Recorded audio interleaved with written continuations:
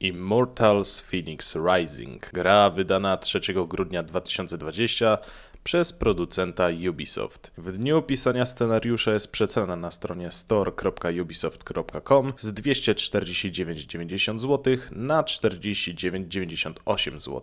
A na GG Deals można znaleźć oferty za około 40 zł z keyshopowych stron. Czy gra jest warta swojej ceny? Czy ta cukierkowa wersja God of War wyszła dobrze? Czy mitologia grecka została tu dobrze ukazana?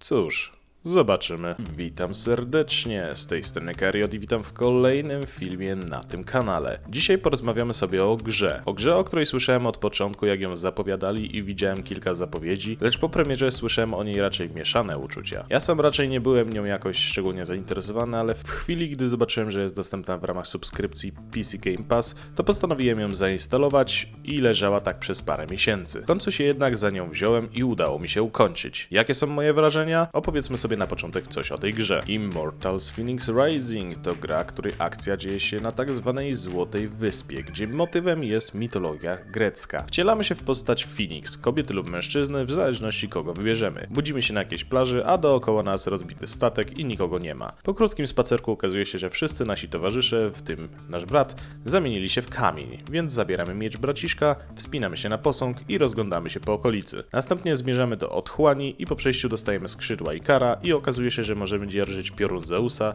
czym jest zaskoczony sam Zeus, gdyż należy nadmienić, że wszystko komentuje sam rzucający piorunami oraz Prometeusz. Przemierzając dalej grę dostajemy karwasze, bodajże Herkulesa i coś tam jeszcze. Potem napotykamy głównego złego, czyli Tyfona. Złego, ogromnego i potężnego skurwysyna, który chce zgładzić wszystkich bogów i przejąć kontrolę nad światem. A naszym oczywiście zadaniem jest pokonanie go i odczarowanie ludzi. I tak oto zaczyna się nasza przygoda z otwartym światem, gdzie dookoła nas można napotkać wiele elementów z mitologii, jak potwory typu gryfy, cyklopy czy meduzy, czy bogów, których będziemy musieli uratować, jak Ares, Afrodyta, Atena i Hefajstos. Do walki z potworami mamy umiejętności oraz 3 typy broni. Miecz jednoręczny do szybkich ataków, potężny i ciężki topór oraz łuk, który pozwala nam strzelać w zwolnionym tempie i możemy nawet kontrolować lot strzał. Możemy też mieć wierzchowca, o ile go oswoimy, i warto dodać, że każdy wierzchowiec ma swój poziom i im lepszy, tym dłużej może galopować. Jeśli chodzi o uzbrojenie, to możemy założyć na głowę, tors oraz skrzydła. Głowa i tors to wiadomo, wytrzymałość albo unikalne zdolności, a skrzydła służą wyłącznie do szybowania. Z czasem wraz z progresem dostajemy pomagierę w formie ognistego ptaka,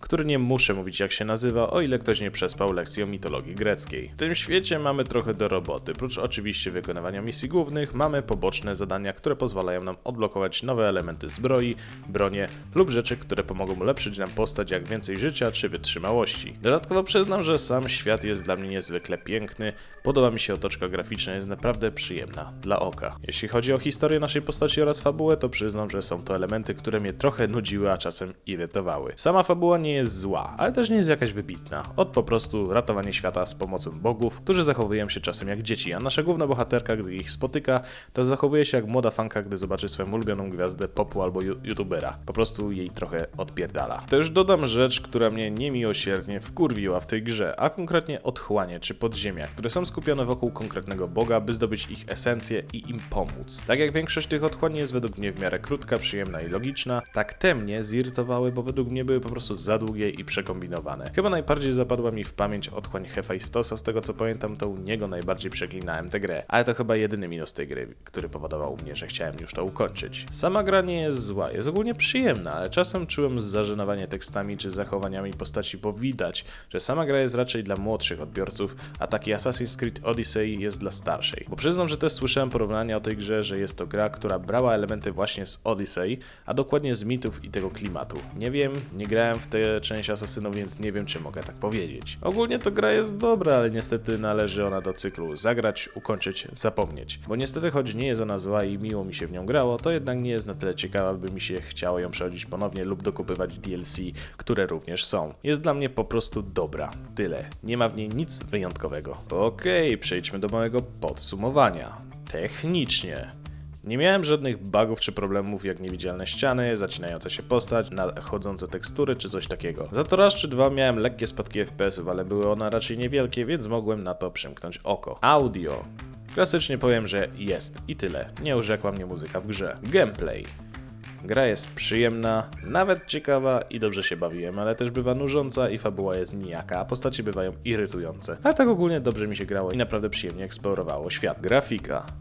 Przyjemna według mnie dla oka i widoki bywały naprawdę piękne, chociażby z posągów lub podczas szybowania. Podsumowując, Immortals Phoenix Rising to gra dobra, która oferuje ładny świat, dynamiczne walki, ciekawą eksplorację, ale też niestety nijakie postacie i fabułę, które trochę mnie przynudzały, ale ogólnie bawiłem się dobrze. Wątpię jednak bym przystąpił kiedyś do ponownego przejścia, a o graniu DLC to już w ogóle nie myślę. Mimo wszystko polecam ograć ten tytuł, a raczej radziłbym poczekać na przecenę, aniżeli oficjalna cena, bo według mnie jest zbyt wygórowana. To tyle, dziękuję za wysłuchanie, dziękuję za spędzony czas i życzę miłego grania. No hej, chciałbym Was zaprosić serdecznie do linków znajdujących się w opisie. Przede wszystkim do mojego kanału na Twitchu oraz do mojego serwera na Discordzie. Serdecznie zapraszam i pa!